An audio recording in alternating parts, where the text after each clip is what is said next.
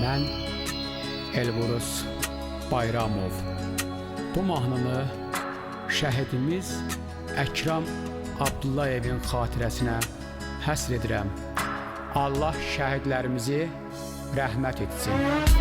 Bir elin, obanın igidi mərdi, saldın ürəklərə çox ağır dərdi. Dözməyir atanın, ananın qəlbi, ruhun qoy şad olsun şəhidim Əkrəm. Bir elin, obanın igidi mərdi, saldın ürəklərə çox ağır dərdi. Dözməyir atanın, ananın qəlbi, ruhun qoy şad olsun şəhidim Əkrəm. Ürəklərdə qalacaqdır atsanın, xatirəyə dönəcəkdir hər anın.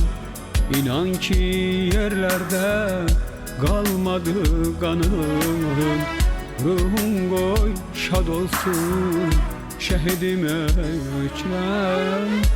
Ürəklərdə qalacaqdır atsanın, xatirəyə dönəcəkdir hər an. İnan ki yerlərdə qalmadı qanın, ruhun qoy şad olsun şəhidim Əkrəm.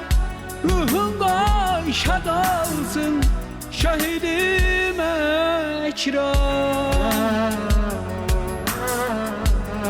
Bir elin, obanın igidi mərdi, saldın ürəklərə çox ağır dərdi.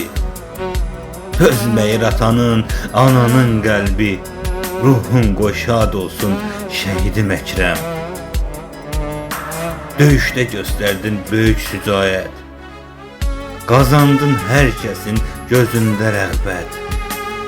Yumdun gözlərini, bürüdü zülmət, ruhun qoy şad olsun şəhidim Əkrəm. Ağlar qoydun, görsən neçə gözləri, əyildi atanın məğrur dizləri. Yarı yolda qoyub getdin bizləri, ruhun qoy şad olsun şəhidim Əkrəm. Ağlar qoydun, görsən neçə gözləri, əyildi atanın məğrur dizləri. Yarı yolda qoyub getdin bizləri, ruhun qoy şad olsun şəhidim Əkrəm. Ağlar qoydun, görsən neçə gözləri, əyildi atanın məğrur dizləri. Yarı yolda qoyub getdin bizləri, ruhun qoy şad olsun şəhidim Əkrəm.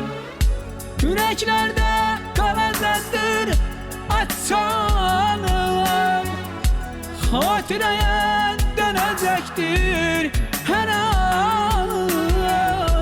İnan ki yerlərdə qalmadı qanın, ruhun qoy şad olsun şəhidim Əkrəm. Ürəklərdə qalacaqdır atsanın, xatirəyə dönəcəkdir hər an. İnan ki yerlərdə qalmadı qanın, ruhun qoy şad olsun şəhidim Əkrəm. Ürəklərdə qalacaqdır atsanın, xatirəyə dönəcəkdir hər an. İnan ki yerlərdə qalmadı qanın, ruhun qoy şad olsun şehidim Ekrem. Ruhun şad olsun şehidim Ekrem. Ruhun şad olsun şehidim Ekrem.